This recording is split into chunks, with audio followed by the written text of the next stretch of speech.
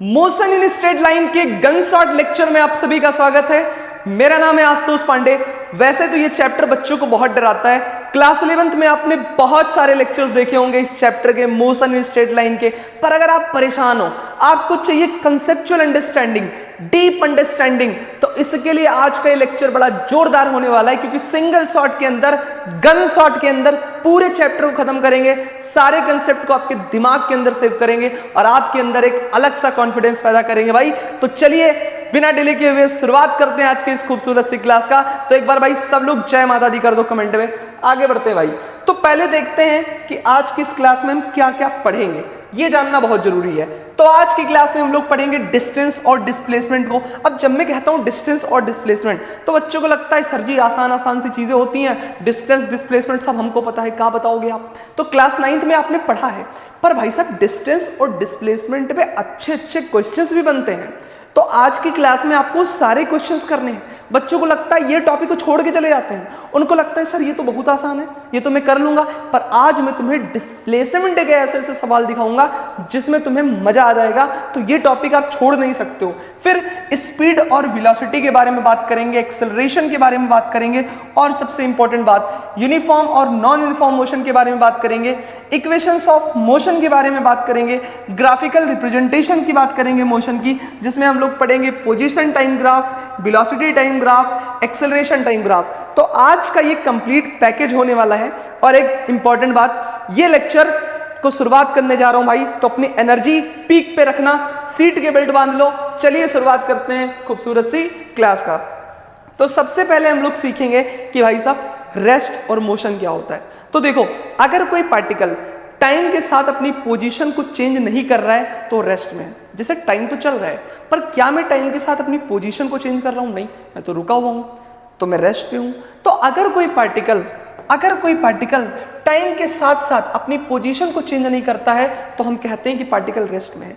लेकिन टाइम के साथ साथ अगर मैं चलने लगूं, मैं मूव करने लगूं, यानी कि मैं टाइम के साथ साथ अपनी पोजीशन को चेंज कर रहा हूं, तो मैं किस में हो जाऊंगा? तो मैं मोशन में हो जाऊंगा। पर मैं आपको एक चीज बताना चाहता हूं, ये रेस्ट और मोशन आपके दिमाग का वहम है। क्या सर, क्या बात कर रहे हो? वहम है? हाँ, मैं ये कहना चाहता हूं कि रेस्ट और मोशन रिलेटिव चीजें होती हैं। रिलेटिव कहने का मतलब क्या हुआ? आपके लिए जो चीज रेस्ट में है वो मेरे लिए मोशन में हो सकती है, आपके लिए जो चीज मोशन में है वो मेरे लिए रेस्ट में हो सकती है। इसको मैं एक एग्जांपल से बताता हूं। जैसे मान लो भाई, तुम किसी के साथ, किसी इंसान के साथ में बैठे हुए हो एक बस के अंदर, या कार के अंदर, चलो कार एज्यूम करते हैं, कार से मजा आता है। तो मान लो तुम किसी के साथ में बैठे हुए हो कार में, तुम कार चला रहे हो और तुम्हारे बगल में कोई बैठा हुआ है, और एक इंसान बाहर खड़ा हुआ है, मतलब कार के बाहर। तुमने चाबी ऑन की, कार चलाना स्टार्ट कर दिया, तो तुम्हारे लिए जो तुम्हारे बगल में इंसान बैठा वो किस में है? बोलो बोलो, रेस्ट में है। तुम गाड़ी चला रहे, तुम्हारे बगल में इंसान बैठा है, तुम्हारे लिए रेस्ट में है। लेकिन जो इंसान बाहर से तुम्हें देखेगा कि तुम दोनों जा रहे हो, तो उसको क्या लगेगा? उसको लगेगा ना कि तुम्हारे बगल वाला बैठा इंसान और तुम दोनों किस में हो? मोशन में हो। तो तुम्हारे हिसाब से तुम्हारे बगल वाला बैठा इंसान रेस्ट में था, पर बाहर वाले के हिसाब से किस में है? बोलो बोलो बोलो, मोशन में है। तो मतलब रेस्ट और मोशन रिलेटिव चीजें हैं। जैसे तुम्हें लगता है कि पृथ्वी रुकी हुई है, अर्थ रेस्ट पे है, पर ऐसा नहीं है। अगर आप प्लैनेट्स में जाओ देखो तो अर्थ गोल गोल गोल गोल घूम रही है। तो इसका मतलब क्या है? इसका मतलब भाई साहब एक चीज है कि जो रेस्ट और मोशन होता है, इसको मैं कहता हूं कि rest and motion are relative thing. Rest और मोशन क्या है? ये रिलेटिव चीजें हैं। ये डिपेंड करती है कि यहाँ कहाँ से आप चीजों को ऑब्जर्व कर रहे हो। बोलो बोलो बोलो भैया, कहां से आप चीजों को देख रहे हो वो डिसाइड करता है कि रेस्ट और मोशन क्या होता है। बोलो जय माता दी। आगे बढ़ते हैं। तो सर कहां से देख रहे हैं? जहां से बैठ करके रेस्ट और मोशन को ऑब्जर्व करते हो, उसको फिजिक्स में कहते हैं फ्रेम ऑफ रेफरेंस। यानी कि जब मैं बाहर से तुमको देख रहा हूं तो मेरा फ्रेम ऑफ रेफरेंस बाहर का होगा, यानी कहां से बैठ करके आप चीजों को ऑब्जर्व कर रहे हो वो होता है फ्रेम ऑफ रेफरेंस। आगे चल के पढ़ोगे, एक होता है इनर्शियल फ्रेम ऑफ रेफरेंस, जिसमें ये सब बातें करेंगे। एक होता है non inertial frame of reference, पर जितना जरूरी है वो सारी चीजें बताऊंगा। सिर्फ इतना याद रखो, फ्रेम ऑफ रेफरेंस क्या होता है? जहां से आप टुकटुकी लगा के, जहां से आप बैठ के ना रेस्ट और मोशन को ऑब्जर्व करते हो, उस जगह को बोलते हैं फ्रेम ऑफ रेफरेंस। जैसे मान लो कि मैं बाहर चेयर पे बैठा हूं और तुम लोग गाड़ी में बैठ के जा रहे हो, तो मैं जहां से बैठ के देख रहा हूं वही मेरे लिए क्या हो जाएगा, फ्रेम ऑफ रेफरेंस। बहुत सही मास्टर साहब, आगे बढ़ते हैं। अब पढ़ने जा रहे हैं डिस्टेंस और डिस्प्लेसमेंट। भाई साहब यहां से हर बच्चे को सीरियस हो जाना है, हर स्टूडेंट को यहां से सीरियस हो जाना है। क्या होती है डिस्टेंस, पहले सीखते हैं डिस्टेंस क्या होती है। तो भाई साहब डिस्टेंस को बोलते हैं एक्चुअल पाथ कवर्ड, कितना आपने एक्चुअल में पाथ ट्रेवल किया, कितना आपने एक्चुअल पाथ ट्रेवल किया या टोटल पाथ कह लूं, टोटल पाथ आपने कितना ट्रेवल किया उसे क्या बोलते हैं, डिस्टेंस। ठीक है भाई साहब, जैसे मान लो आप यहां पे थे, कहां पे थे, यहां पे थे, और आप यहां पहुंच गए। तो मान लो भाई साहब आपने यहां से चलना स्टार्ट किया, अब 4 मीटर चले यहां तक, और फिर आपके मन में आ गया आप 3 मीटर, यानी ए से बी चले, ए से बी 4 मीटर, फिर आप बी से सी 3 मीटर चले। अब मैं तुमसे कहूं बताओ भैया तुम्हारी डिस्टेंस कितनी होगी, तो कितना तुम टोटल चले, टोटल पाथ तुमने कवर कितना किया वो बताएगा डिस्टेंस। तो तुम 4 यहां चले, 3 यहां चले, तुम्हारी डिस्टेंस कितनी हो जाएगी बेटा, तुम्हारी डिस्टेंस हो जाएगी 7 मीटर। कैसे कैसे सर, 4 मीटर ईस्ट में, 3 मीटर नॉर्थ में, तो डिस्टेंस कितनी हो जाएगी, डिस्टेंस हो जाएगी 7 मीटर। एक इंपॉर्टेंट बात, ये जो डिस्टेंस होता है ये स्केलर क्वांटिटी होती है। हर बच्चे को पता है सर, हर बच्चे को पता है कि डिस्टेंस जो होती है वो कैसी क्वांटिटी होती है, वो स्केलर क्वांटिटी होती है। What do you mean by scalar quantity, scalar quantity ऐसी क्वांटिटी होती है जिसके पास मैग्नीट्यूड होता है और कोई डायरेक्शन वहां नहीं होता है, नो डायरेक्शन। जी मास्टर साहब, तो इसके पास डायरेक्शन नहीं होता है, तो इसे मैं बोल देता हूं नो डायरेक्शन। ओहो छी छी छी छी, नो डायरेक्शन, इसके पास कोई डायरेक्शन नहीं होता है, केवल और केवल मैग्नीट्यूड होता है। बोलो भैया जय भाई, जय श्री राम, मतलब जय माता दी। जो भी जिस धर्म के हैं वो अपने धर्म का नाम ले सकते हैं, बिल्कुल सही बात है भाई। अब हम पढ़ने जा रहे हैं डिस्प्लेसमेंट को। डिस्प्लेसमेंट क्या होता है भाई साहब, डिस्प्लेसमेंट जो होता है उसको फिजिक्स में डेल्टा एक्स से दिखाता हूं मैं। तुम्हें भी डेल्टा एक्स से ही दिखाना है। क्यों दिखाना है, कैसे दिखाना है, मैं तुम्हें बताता हूं। एक्चुअली में तुम्हें इतना याद रखना है कि डिस्प्लेसमेंट जो तुम्हारी न्यूमेरिकल्स में काम आएगा वो होता है फाइनल पोजीशन, एक्स एफ मतलब फाइनल पोजीशन, एक्स आई मतलब इनिशियल पोजीशन। एक्स एफ क्या है भैया, फाइनल पोजीशन। तो अगर आप फाइनल पोजीशन जहां पे आप फाइनली हो, हाँ, उसको माइनस कर दो इनिशियल पोजीशन से, तो तुम्हें क्या मिलेगा, तो तुम्हें क्या मिलेगा, तो तुम्हें मिल जाएगा क्या, तुम्हें मिल जाएगा भैया डिस्प्लेसमेंट। तो फाइनल पोजीशन वेक्टर, अब ये वेक्टर फॉर्म में होगा, देखो ऊपर ऊपर देखो वेक्टर लगा हुआ है ना ये एरो, हाँ। तो final position vector minus initial position vector कर देंगे तो हमको क्या मिल जाता है, डिस्प्लेसमेंट मिल जाता है। अच्छा डिस्प्लेसमेंट के बारे में बताता हूँ क्या होता है। जैसे मान लो मेरा घर जो है, मेरा घर है गोंडा में। कहाँ है मेरा घर, मेरा घर है गोंडा में। और गोंडा एक ऐसा डिस्ट्रिक्ट है जहाँ पे बहुत सारे फेमस लोग रहते हैं। मतलब गोंडा एक ऐसी पावन धरती है जहाँ की संस्कृति की बात करें, सभ्यता की बात करें, लोगों के व्यवहार की बात करें, तो यहाँ के लोग बड़े प्यारे हैं, बड़े अच्छे हैं, बड़े दयालु हैं, बड़े भोले भाले हैं। और गोंडा एक ऐसी डिस्ट्रिक्ट है जिसने पूरे संसार को, पूरी दुनिया को एक रास्ता दिखाया है। तो गोंडा के जितने भी लोग हैं भाई साहब, नमस्कार है आपको, आप ऐसी जगह से आते हैं, ये अयोध्या के बगल में पड़ता है। तो मान लो मैं गोंडा से स्टार्ट किया, लखनऊ आ रहा हूँ। कहाँ आ रहा हूँ, लखनऊ आ रहा हूँ। तो गोंडा से जब मैं लखनऊ आ रहा हूँ तो मेरे पास भाई कितने रास्ते हो सकते हैं। तो मैंने कहा भाई मेरे पास 3 रास्ते हैं गोंडा से लखनऊ आने के। एज्यूम कर रहा हूँ कि भाई साहब ये हमारे यहाँ गोंडा है और ये हमारे यहाँ लखनऊ है। अब मान लो कि गोंडा से लखनऊ आने के हमारे पास 3 रास्ते हैं। एक रास्ता है कि एक काम करो, आप सीधे चले जाओ लखनऊ, एकदम सीधे वाला रास्ता है एक। और एक मान लो रास्ता है को घूम घुमा के यहाँ से चला, यहाँ चला, यहाँ चला, यहाँ चला, यहाँ चला, यहाँ चला, यहाँ चला। मेरे पास 3 रास्ते हैं। रास्ता नंबर 1, रास्ता नंबर 2, रास्ता नंबर 3। अच्छा भाई साहब, फर्स्ट, सेकंड, थर्ड, अगर मान लो एक बुद्धिमान इंसान है वो गोंडा से लखनऊ जाना चाहता है तो किस रास्ते से जाएगा, तुम बताओ। पहले वाले से, तीसरे वाले से, दूसरे वाले से?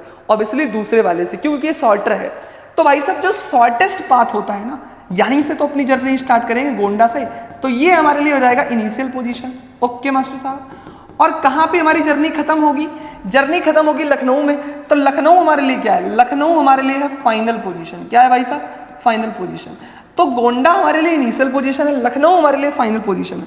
अब ये जो शॉर्टेस्ट रास्ता है गोंडा और लखनऊ के बीच में, ये होगा डिस्प्लेसमेंट। तो यहाँ पे डिस्प्लेसमेंट कौन सा होगा? डिस्प्लेसमेंट दिखाएगा पाथ नंबर 2, जो हमारा सेकेंड रास्ता है पाथ 2।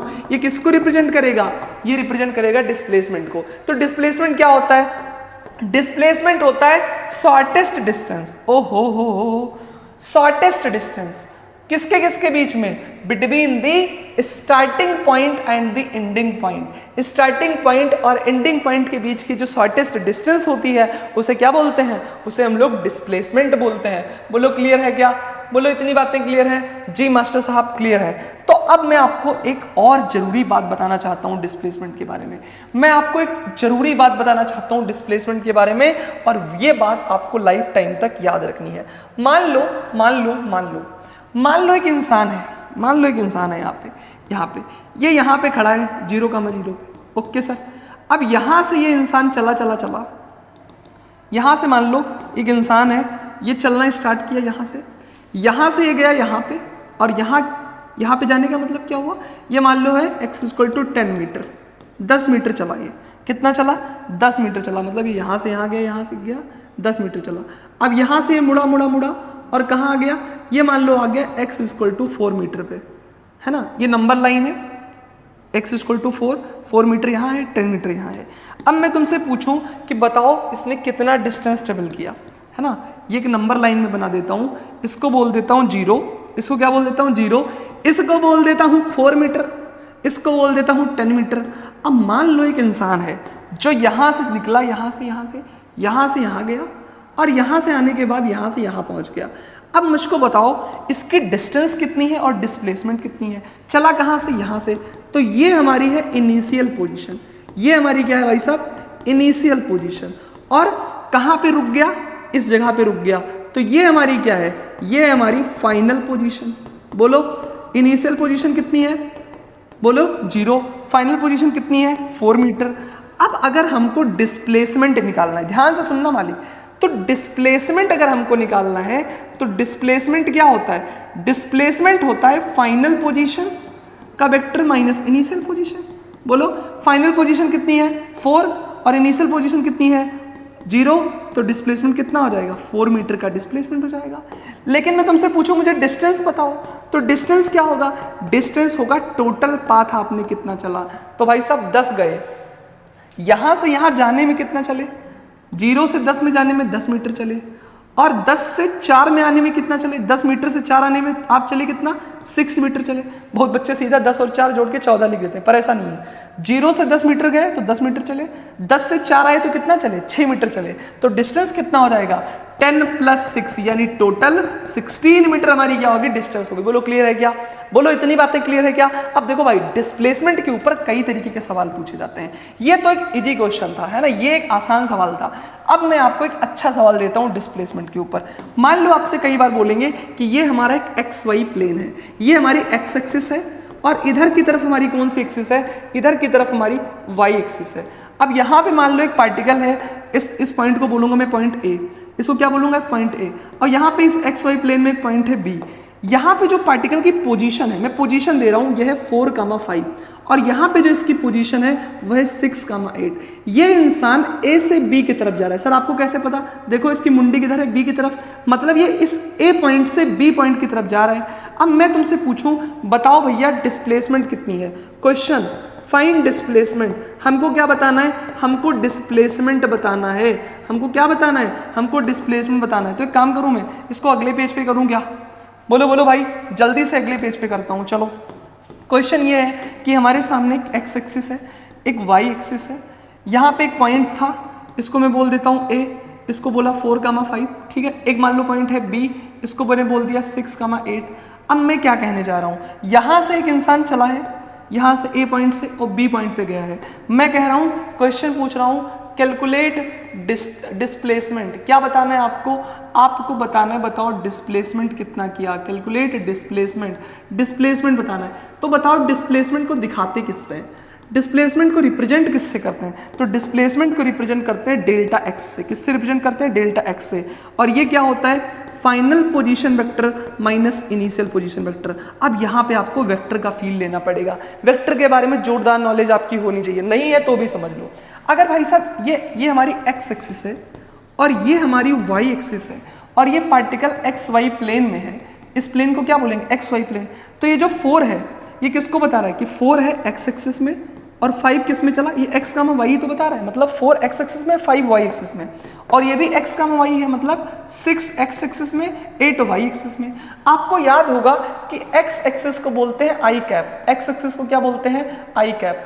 वाई एक्सिस को क्या बोलते हैं बेटा? वाई एक्सिस को बोलते हैं जे कैप। और जेड एक्सिस को क्या बोलते हैं? जेड एक्सिस को बोलते हैं के कैप। तो एक बात बताओ मुझको, अगर मुझे final position vector minus initial position vector निकालना है, मैं आपसे पूछूं फाइनली पार्टिकल कहाँ पे, फाइनल पोजीशन वेक्टर कितना होगा? तो आप कहोगे 6 चला x में, मतलब 6 आई कैप, और कितना चला? 8 चला y में, मतलब 8 जे कैप। ये हमारी फाइनल पोजीशन वेक्टर है। इनिशियल पोजीशन वेक्टर कितनी होगी? 4x है, मतलब 4 आई कैप, और कितना y में है? 5 y में, मतलब 5 जे कैप। तो बोलो ये तो बहुत आसान है ना, x का y है भाई, 4x में है, 5 y में है, x का मतलब आई कैप, y का मतलब जे कैप। तो मतलब इनिशियल पोजीशन वेक्टर कितना हो जाएगा? 4 आई कैप प्लस 5 जे कैप। अच्छा, फाइनल पोजीशन वेक्टर 6 का 8 लिखा है, तो वेक्टर में सिखाया था ना, ये 6 आई कैप और 8 जे कैप। बिल्कुल ठीक बात है सर।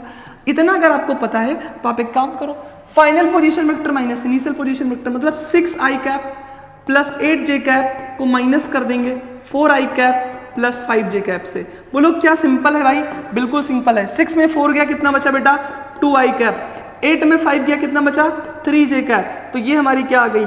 ये हमारी डिस्प्लेसमेंट आ गई। क्या आ गई भैया? ये हमारी डिस्प्लेसमेंट आ गई है। बोलो इतनी बातें क्लियर हैं क्या? बोलो इसमें कोई डाउट तो नहीं है? सर कोई डाउट नहीं है, ये चीज़ें एकदम क्रिस्टल क्लियर हैं। तो आपको एज इट इज लर्न करके रखना है कि डिस्प्लेसमेंट की जो वैल्यू आएगी वो कितनी आएगी? 2 आई कैप प्लस 3 जे कैप। तो ये हमारी डिस्प्लेसमेंट हो गई। अब आप हमसे कह रहे हो सर हमको ना डिस्प्लेसमेंट का मैग्नीट्यूड बताओ कितना होगा। आई कैप और जे कैप के फॉर्म में है, पर हमें तो सर मीटर ऊटर में बताओ, हमें मैग्नीट्यूड बताओ। तो हमने कहा था अगर आपको इसका मैग्नीट्यूड बताना, मैग्नीट्यूड मतलब किसी वेक्टर का मॉड कर दो मैग्नीट्यूड, तो ये कितना हो जाएगा? ये हो जाएगा 2 का स्क्वायर प्लस 3 का स्क्वायर। ओ हो मास्टर साहब, तो हो जाएगा 4 प्लस 3 का square 9 under root 25, under root 25 मतलब 5 मीटर। तो इसका डिस्प्लेसमेंट कितना हुआ बेटा? इसका डिस्प्लेसमेंट हुआ 5 मीटर। खैर डिस्प्लेसमेंट ऐसे निकाल लेते हैं हम लोग। बोलो क्लियर है क्या? तो ये सारी चीजें आपको याद रखनी है। अब हम पढ़ेंगे difference between distance and displacement. तो इधर की तरफ मैं लिख देता हूँ डिस्टेंस को, इधर की तरफ मैं लिख देता हूँ डिस्टेंस को, और एक तरफ मैं लिख देता हूँ डिस्प्लेसमेंट को। एक तरफ किसको लिख देता हूँ? एक तरफ लिख देता हूँ डिस्प्लेसमेंट को। दोनों चीजों को भाई साहब ध्यान से समझते हुए चलना, एक भी कंसेप्ट को मिस मत करना। मिस करने का कोई सवाल ही नहीं उठता है। अबे तुम किसको मिस करोगे? हैं तुम उस इंसान को मिस करोगे जो तुम्हें मिस ही नहीं कर रहा है, तो क्या फायदा? तो पहले तो पढ़ो डिस्टेंस को। किसको पढ़ते हैं? डिस्टेंस को पढ़ते हैं, डिस्टेंस हवा को पढ़ते हैं। किसको पढ़ते हैं? डिस्टेंस हवा को। तो डिस्टेंस क्या होता है भाई? हमने कहा था डिस्टेंस जो है ये एक स्केलर क्वांटिटी है। कैसी क्वांटिटी है? स्केलर क्वांटिटी है। और पहला डिफरेंस ये हो जाएगा कि ये जो है ये कैसी क्वांटिटी है? ये वेक्टर क्वांटिटी है। और एक इंपॉर्टेंट बात मैं आपको बताना चाहता हूँ, क्योंकि हम लोग डिफरेंस पढ़ रहे हैं तो आप ये चीज़ हमेशा याद रखना कि जो डिस्टेंस होगा वो टाइम के साथ हमेशा, देखो जैसे मान लो टाइम चल रहा है, तो टाइम अगर मैं चल रहा हूँ ना, तो मेरे टाइम के साथ साथ डिस्टेंस हमेशा बढ़ेगा। डिस्टेंस हमेशा बढ़ेगा, तो डिस्टेंस हमेशा always increase with time. Increase को मैं ऐसे बनाता हूँ, तो इंक्रीज विथ टाइम, ये हमेशा टाइम के साथ साथ इंक्रीज करेगा। लेकिन जो डिस्प्लेसमेंट होगा, डिस्प्लेसमेंट ये क्या कर सकता है? इट कैन इंक्रीज, ये इंक्रीज भी कर सकता है और डिक्रीज भी कर सकता है। ये कैसे कर सकता है मैं आपको भी बताऊंगा। कैसे डिस्प्लेसमेंट टाइम के साथ साथ डिस्टेंस हमेशा इंक्रीज करेगा, लेकिन डिस्प्लेसमेंट क्या कर सकता है? इंक्रीज भी कर सकता है, डिक्रीज भी कर सकता है। आप कहोगे कैसे? तो मैं ऐसे बोलूंगा कि मान लो भाई आप चले, मान लो 0 से चले, यहाँ पे 10 मीटर और यहाँ पे क्या हो गया? 4 मीटर। तो देखो भाई साहब 4 मीटर और यहाँ पे मान लो एक पॉइंट है। चलो अभी मैं थोड़ी देर में समझा देता हूँ, जरा सब्र रखो। अभी बस इतना याद कर लो, मैं पक्का क्लियर कर दूंगा इस चीज़ को, नेक्स्ट स्लाइड पे क्लियर कर दूंगा। और एक इंपॉर्टेंट बात, जो डिस्टेंस होगा ये कभी नेगेटिव नहीं हो सकता, क्योंकि स्केलर क्वांटिटी है, ये हमेशा पॉजिटिव होगा। It will always positive, it will always positive, ये हमेशा पॉजिटिव होगा। It can never be zero, ये कभी जीरो नहीं हो सकता। It can never be zero, ये जीरो नहीं हो सकता। और nor negative, never be zero nor in negative, ना ये कभी किस में होगा, ना ये कभी नेगेटिव में होगा। तो बनना है तो डिस्टेंस की तरह बनो। बोलो क्लियर है ना, कभी नेगेटिव नहीं होना है हमेशा, ना कभी जीरो होगा ना कभी नेगेटिव होगा। लेकिन जो डिस्प्लेसमेंट होता है, अभी इसको समझाऊंगा कैसे। ये क्या हो सकता है भाई, ये इट कैन बी जीरो, ये जीरो भी हो सकता है, negative and it can be negative, ये क्या हो सकता है, ये नेगेटिव हो सकता है। ये बात आपको याद रखनी है। आप कहोगे कैसे, मैं आपको समझाता हूँ। जैसे मान लो हमारे पास में एक रोड है, एक रोड है, इस रोड से हम लोग चलना स्टार्ट किए। एक पॉइंट है ए, एक पॉइंट है ए और एक पॉइंट है बी। ठीक है भाई, बिल्कुल क्लियर है सर, ये समझ में आ गया। एक पॉइंट है ए, एक पॉइंट है बी। मान लो कि ये जो पॉइंट ए है, मान लो कि ये जो पॉइंट ए है, इसको मैं बोल दे रहा हूँ, इसको मैं बोल दे रहा हूँ, क्या बोल दे रहा हूँ, इसको बोल दे रहा हूँ 0,0। क्या बोल दे रहा हूँ, 0,0। इस पॉइंट बी को बोल दे रहा हूँ कि यहाँ तक है 10 मीटर, मतलब यहाँ से यहाँ तक 10 मीटर चलेगा इंसान। अगर ए से बी जाए तो टोटल डिस्टेंस कितनी है, 10 मीटर। ठीक है, तो अब मैं कह दे रहा हूँ और एक इधर पॉइंट बना दे रहा हूँ, इसको मैं बोल देता हूँ -4 मीटर।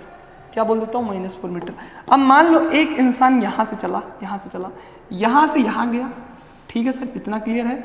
और यहाँ से ये यहाँ आया आया आया आया और यहाँ पे आकर के पहुँच गया, यानी कहाँ पे आ गया, इस ही पॉइंट पे आ गया। अब मैं तुमसे कहूँ बताओ डिस्टेंस कितनी है, तो यहाँ से यहाँ गया। जब ये इंसान यहाँ से चला था यहाँ पे, तो इधर ये कितना चला होगा, इधर ये चला होगा 10 मीटर, पक्की बात है। और जब बी से ए पे आया होगा तो वापस कितना चला होगा, वापस भी चला होगा 10 मीटर। तो डिस्टेंस कितनी हो जाएगी, डिस्टेंस हो जाएगी 10 मीटर। भाई ए से बी जाने में 10 मीटर और बी से ये वापस आने में भी 10 मीटर चला होगा। ठीक है, अब यहाँ रुका नहीं और पीछे चला गया, है ना। तो भाई साहब हम बहुत लोग क्या करते हैं ना, 10 + 10 -4 करते हैं। नहीं यार, डिस्टेंस क्या होता है, एक्चुअल पाथ कवर्ड। तो हम यहाँ माइनस नहीं करेंगे, भले -4 मीटर पर चला कितना, 10 इधर 10 इधर और 4 इधर, तो इसको हम जोड़ेंगे।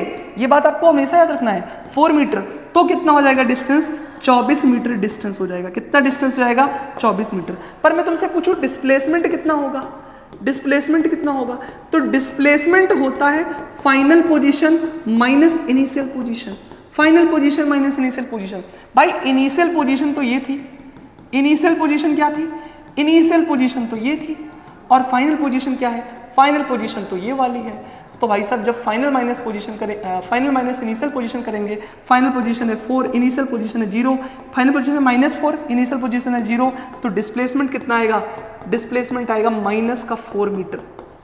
कितना आएगा, -4 मीटर। बहुत बच्चे कह रहे होंगे आई कैप जे कैप क्यों नहीं लिख रहे हो, क्योंकि सर ये 1 डायमेंशन मोशन है ना, एक ही एक्स एक्सिस में ही हो रहा है ना, तो आई कैप जे कैप लिखने का क्या मतलब है, समझ गए। तो देखो अब डिस्प्लेसमेंट नेगेटिव में आ गया, देखो डिस्प्लेसमेंट घट गया, देखो टाइम के साथ साथ डिस्प्लेसमेंट घट रहा है, नेगेटिव में आ गया। लेकिन देखो डिस्टेंस टाइम के साथ साथ हमेशा बढ़ा, हमेशा बढ़ा, ये घटा नहीं, है ना। तो आपको याद रखना ये बात। अच्छा एक चीज़ और, डिस्टेंस और डिस्प्लेसमेंट बराबर हो सकते हैं क्या, बिल्कुल हो सकते हैं। पर कब हो सकते हैं, जब ये पार्टिकल कोई ए से चले बी पे जाए पर अपनी डायरेक्शन को ना रिवर्स करे, ऐसे जाए और यहीं पे रुक जाए, अपनी डायरेक्शन को रिवर्स ना करे। मान लो ए से बी के बीच की डिस्टेंस है 10 मीटर, यहाँ से गया यहाँ पे रुक गया, तो ये इसकी इनिशियल पोजीशन हो जाएगी, ये इसकी फाइनल पोजीशन हो जाएगी। फाइनल माइनस इनिशियल करोगे तो डिस्प्लेसमेंट भी कितना आएगा भाई साहब, डिस्प्लेसमेंट भी 10 मीटर आएगा और डिस्टेंस भी कितना होगा, 10 मीटर होगा। तो ये बात आपको याद रखनी है कि डिस्टेंस डिस्प्लेसमेंट के बराबर तब होता है जब पार्टिकल अपने डायरेक्शन को रिवर्स नहीं करता है।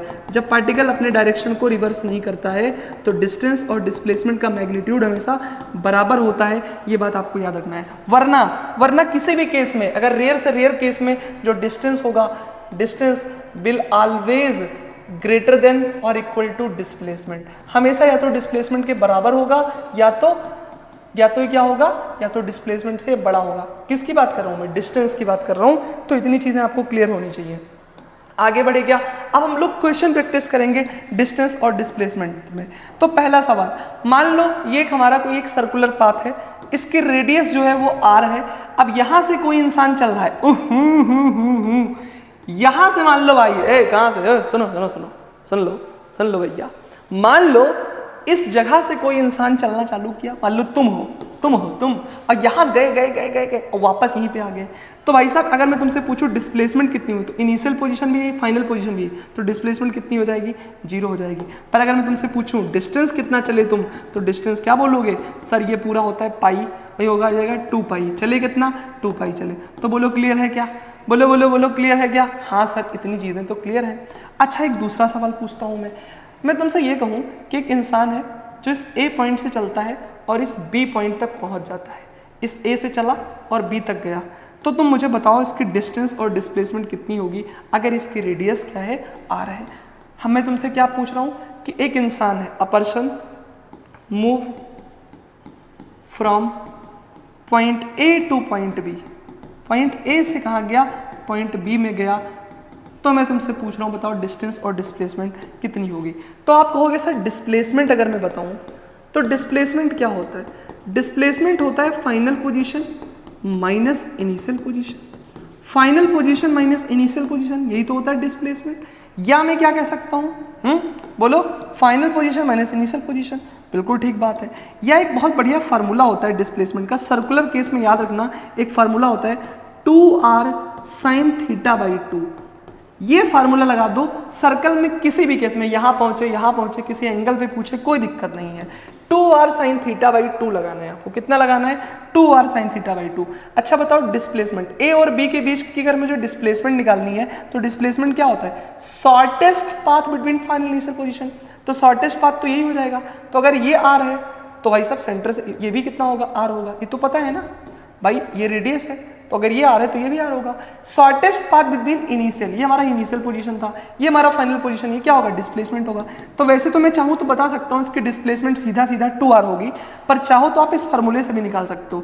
बस आपको क्या करना है, इसमें थीटा की वैल्यू रेडियंस में पुट करनी है, किस में पुट करना है, रेडियंस में, कि कितना एंगल चला, कितना चला पार्टिकल, ए से बी जब वो गया तो कितना चला, 180 डिग्री चला ना, यहाँ से चला चला चला पूरा उल्टा 180 डिग्री चला, तो 180 डिग्री को क्या बोलते हैं, पाई, रेडियंस में 180 डिग्री को क्या बोला जाता है, पाई बोला जाता है। तो वैसे तो देखो यार शॉर्टेस्ट पाथ होता है, तो ये है आर, ये है आर, तो शॉर्टेस्ट पाथ जो शॉर्टेस्ट लेंथ होगी इनिशियल फाइनल पोजीशन की वो डिस्प्लेसमेंट होगी, तो ये आर तो ये भी आर, तो डिस्प्लेसमेंट 2r। वरना चाहो तो इस फार्मूले से भी निकाल सकते हो। कैसे, हम कहेंगे भाई हम कहेंगे कि भैया काम करो आप थीटा जो है उसको रेडियन में रखो, तो 180 डिग्री को बोल सकते हैं पाई, क्योंकि चला तो 180 ना, ये पूरा कितना होगा 180, तो हमने कहा हो जाएगा 2r साइन π/2 कितना हो जाएगा, π/2 हो जाएगा साइन 90, मतलब साइन π/2 मतलब 180/2 मतलब साइन 90, साइन 90 क्या होता है 0, तो भी डिस्प्लेसमेंट कितना, साइन 90 कितना होता है 1, तो भी डिस्प्लेसमेंट कितना आ जाएगा 2r आ जाएगा। बोलो क्लियर है क्या। तो अब आपको ये बात याद रखनी है, ठीक है। डिस्टेंस क्या होता है, देखो डिस्टेंस डिस्प्लेसमेंट के ऊपर एक क्वेश्चन पूछा गया है कि डिस्प्लेसमेंट ऑफ अ बॉडी में भी 0, डिस्प्लेसमेंट किसी बॉडी का 0 हो सकता है, बिल्कुल 0 हो सकता है, लेकिन displacement is the longest distance, नहीं नहीं नहीं, ये तो शॉर्टेस्ट डिस्टेंस होती है।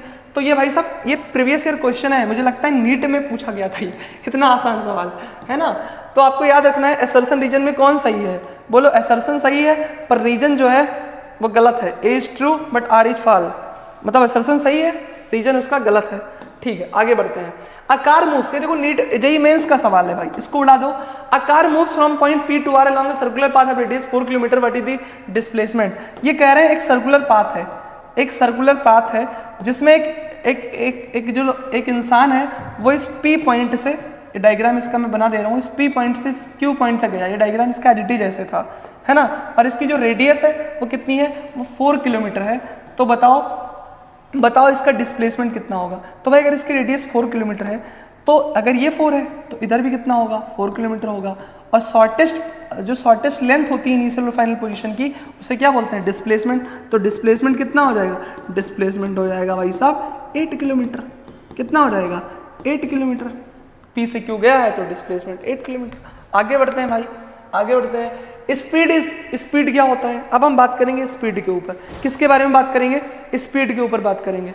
स्पीड क्या होता है, देखो अगर मैं बात करूं स्पीड की, तो स्पीड होता है, स्पीड इज द रेट। ये क्या है, वो रेट है जिससे कोई ऑब्जेक्ट जो है, eight which object cover distance. मान लो मैं तुमसे कहूं कि आप कितनी तेजी से चल रहे हो, कितनी तेजी से चल रहे हो, वो क्या होता है, वो होता है आपकी स्पीड। जैसे मान लो तुम्हारे पापा कहते हैं कहीं जा रहे हो तो धीरे धीरे जाना, तेज मत जाना, धीरे धीरे जाना, ज़्यादा तेज जाओगे तो दिक्कत हो जाएगी, तो धीरे धीरे चलो। तो अगर मैं स्पीड को बोलूँ तो कितना आप डिस्टेंस कितने टाइम में ट्रेवल कर रहे हो उसे क्या बोलते हैं, उसे आपकी बोलते हैं स्पीड। तो स्पीड इज इक्वल टू होता है distance upon time. Speed is equal to क्या होता है भाई, स्पीड इज इक्वल टू होता है distance upon time. Distance upon time को क्या बोलते हैं, स्पीड बोलते हैं। तो ये बातें आपको याद रखनी है, स्पीड होता है distance upon time, as it is, इसको लर्न करके रखना, ठीक है। अब अगर मैं बात करूं यूनिट की कि स्पीड की यूनिट क्या होगी, यूनिट ऑफ स्पीड, तो आपको हमेशा याद रखना है डिस्टेंस की यूनिट क्या होती है, मीटर, टाइम की यूनिट क्या होती है, सेकंड, तो स्पीड की यूनिट क्या हो जाएगी, मीटर पर सेकंड। अगर किलोमीटर पर आवर में होगा तो उसको 5/18 कर देना, मीटर पर सेकंड में कन्वर्ट हो जाएगा, स्पीड आपकी यही होती है। अब आपको ये बात हमेशा याद रखनी है कि स्पीड होता क्या है, और स्पीड को किससे दिखाते हैं, स्पीड को भी हम v से दिखाते हैं और वेलोसिटी को भी v से दिखाते हैं, पर दोनों में डिफरेंस ये रहता है कि जब हम स्पीड को लिखते हैं, है ना, तो उसके ऊपर कोई डंडी नहीं बनाते हैं। अगर ये डंडी बना दिए तब तो वेलोसिटी हो गया, और अगर डंडी नहीं बनाए हैं तो मतलब ये क्या है, ये स्पीड है। और स्पीड कैसी क्वांटिटी होती है, स्पीड एक स्केलर क्वांटिटी होती है। ये हमको बताती है कि कोई गाड़ी कितनी तेज चल रही है, पर ये हमको नहीं बताती है कि किस डायरेक्शन में गाड़ी चल रही है। मतलब इसके पास मैग्नीट्यूड है पर कोई डायरेक्शन नहीं होता है। आगे बढ़ते हैं और बात करते हैं वेलोसिटी के बारे में। ये जो वेलोसिटी होती है ये क्या होता है, वेलोसिटी होती है rate of change of displacement. किसी भी ऑब्जेक्ट के डिस्प्लेसमेंट, जो डिस्प्लेसमेंट हमने पढ़ा है ना, किस दर से चेंज हो रहा है, उसकी रेट क्या है चेंज होने की, उसे क्या बोलते हैं, वेलोसिटी। तो वेलोसिटी को बोलते हैं डिस्प्लेसमेंट, ds/dt।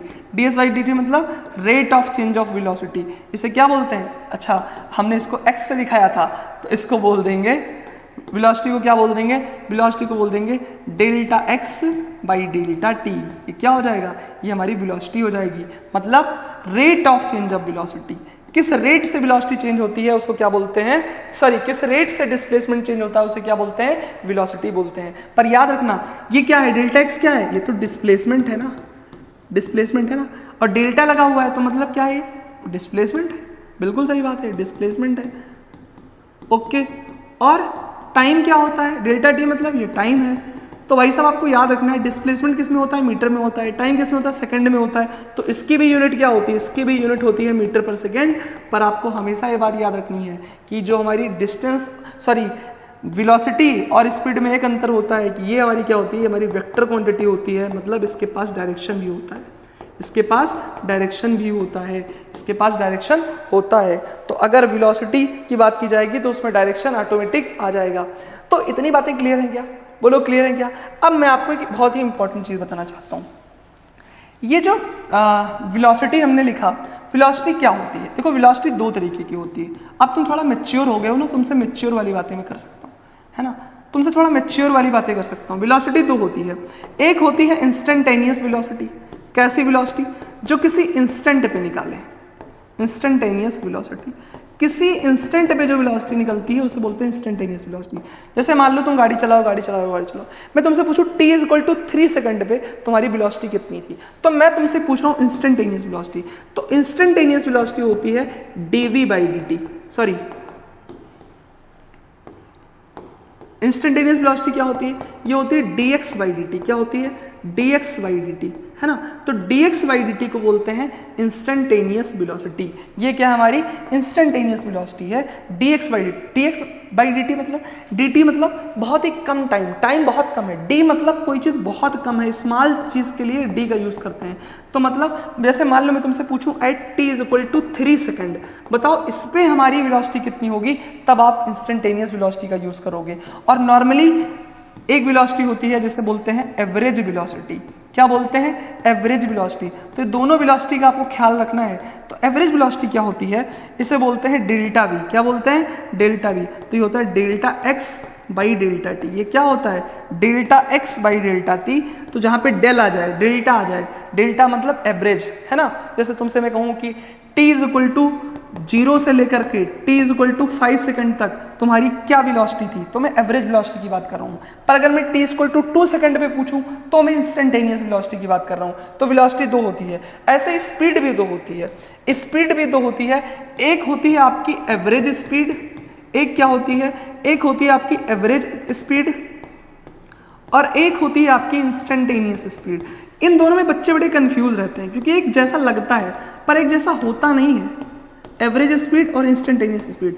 मान लो किसी पार्टिकुलर सेकंड पे मैं तुमसे स्पीड पूछूं तो निकलेगा इंस्टेंटेनियस स्पीड, तो यहाँ पे फार्मूला क्या हो जाएगा, v is equal to dv/dt। आप कहोगे सर यहाँ पे भी v is equal to dv/dt था, देखो देखो देखो, या sorry v is equal to dx/dt, मैं dv लिख दिया, sorry v is equal to dx/dt। तो आप कहोगे सर यहाँ पे भी v is equal to dx/dt था, है ना, यहाँ पे भी, और यहाँ पे भी सर वही है, यहाँ पे भी v इक्वल टू dx/dt है और यहाँ पे भी वही है। तो मैं कहूँगा भाई वहाँ पे ना ऊपर एक मुंडी एक एरो लगी थी, तो एरो बता रही थी कि डिस्प्लेसमेंट डिवाइड बाई टाइम है, तो वो क्या होता है, तो वो होती है वेलोसिटी। पर यहाँ पे देखो मैंने एरो नहीं लगाया है, तो दोनों में डिफरेंस ये होता है कि यहाँ पे वेक्टर नहीं होता है क्योंकि ये v क्या है, स्पीड है, यहाँ पे वेक्टर का साइन नहीं बनाते हैं, तो ये होती है इंस्टेंटेनियस। एवरेज स्पीड क्या होती है, ये होती है delta x by delta T, कोई वेक्टर ना बनाना।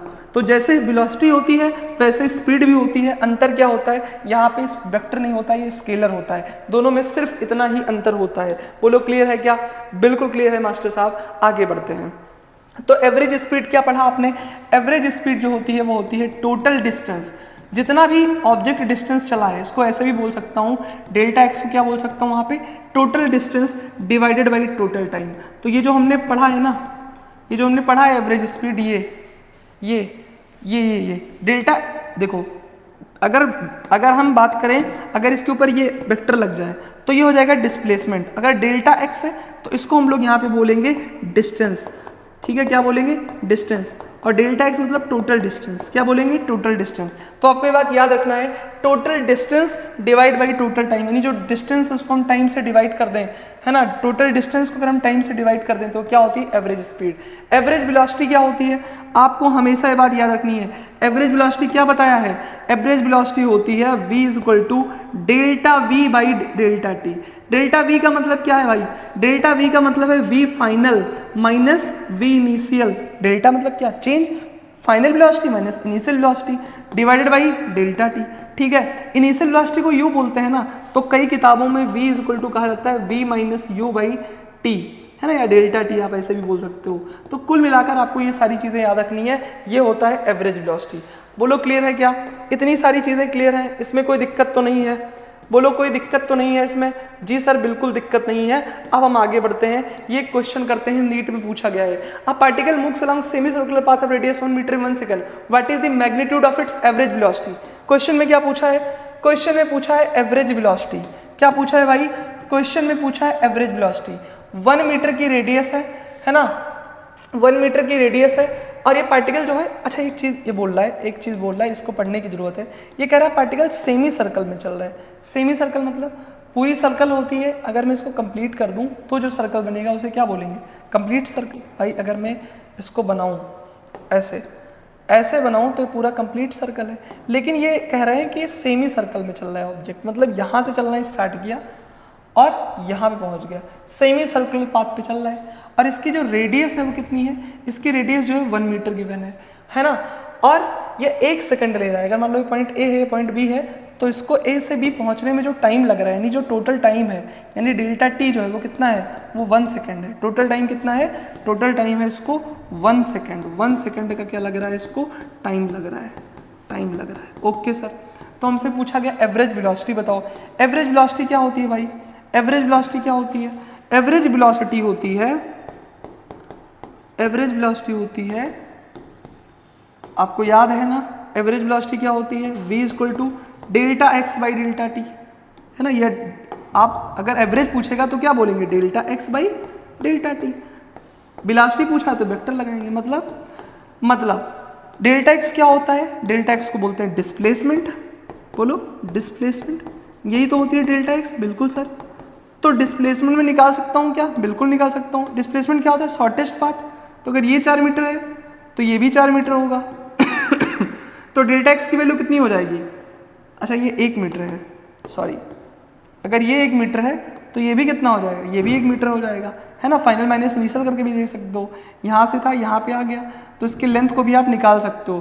पर वैसे नॉर्मली चाहो तो आपको पता है डेल्टा एक्स क्या होता है, डिस्प्लेसमेंट। डिस्प्लेसमेंट क्या होता है, शॉर्टेस्ट पाथ, तो यहाँ से चला यहाँ पे आ गया, तो इसकी डिस्प्लेसमेंट कितनी हो जाएगी, 2 मीटर, और टाइम कितना लगा, 1 सेकंड, तो 2/1 मतलब 2 मीटर पर सेकंड हो जाएगा आंसर।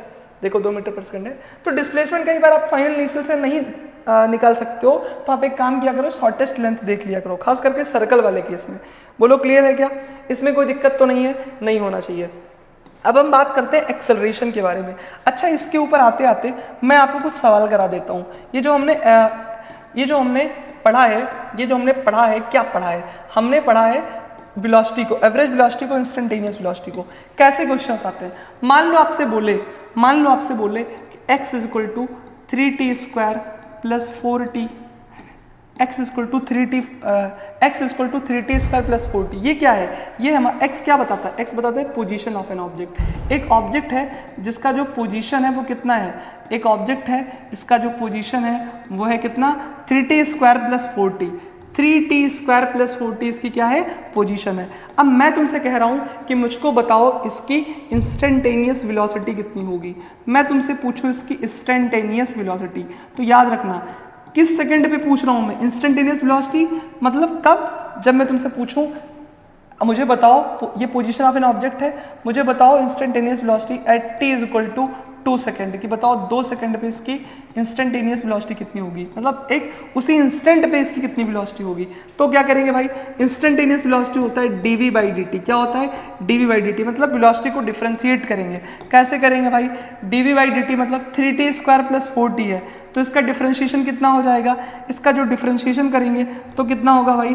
हम कहेंगे इसका डिफरेंशिएशन हो जाएगा d कितना है? 3t स्क्वायर प्लस 4t है ना। इसको dt के रिस्पेक्ट में डिफरेंशिएट करेंगे तो जो वेलोसिटी आ जाएगी हमारी भाई, ये जानते हो ना, ये पावर बाहर आ जाएगा, जो जाएगा 6t और ये हो जाएगा 4।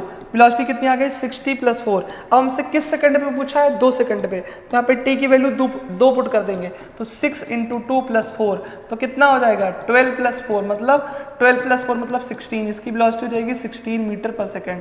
तो याद रखना है आपको, जब भी कभी आपको ऐसे पोजीशन दे और आपको वेलोसिटी पूछे तो आपको याद रखना है, आपको इस टाइम पे इंस्टेंटेनियस वेलोसिटी निकालनी है, जो कि आपको डिफरेंशिएट करना पड़ेगा, है ना।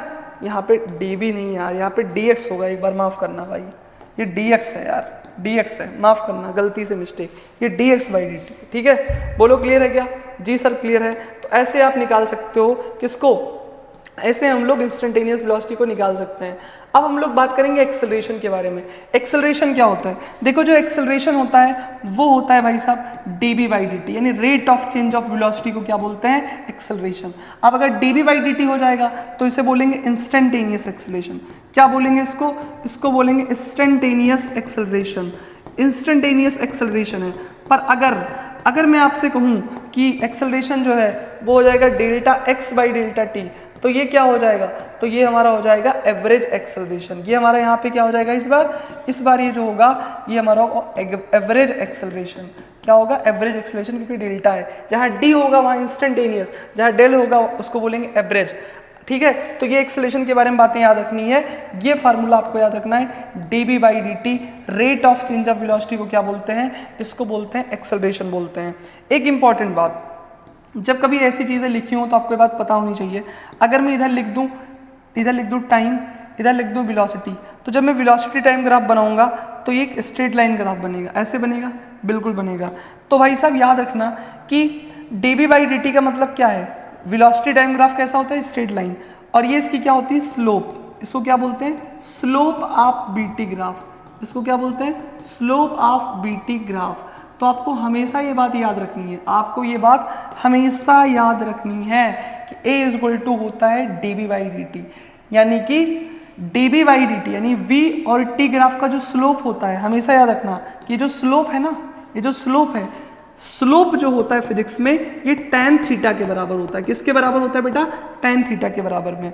तो अब याद रखना tan थीटा क्या होता है? परपेंडिकुलर अपॉन बेस, यानी v बाई टी। और v बाई टी क्या होता है? v बाई टी तो होता है एक्सेलरेशन। तो स्लोप जो होगा किसका? vt ग्राफ का, है ना, वो किसको देगा? वो एक्सेलरेशन को देता है। तो dv by dt, vt graph का जो स्लोप होता है वो किसको देता है? एक्सेलरेशन को देता है। तो स्लोप ऑफ vt ग्राफ किसको देगा? एक्सेलरेशन को देगा। ठीक है, ये बात आपको हमेशा याद रखनी है। ऐसे जब मैं कहता हूं, ये बातें मेरी समझ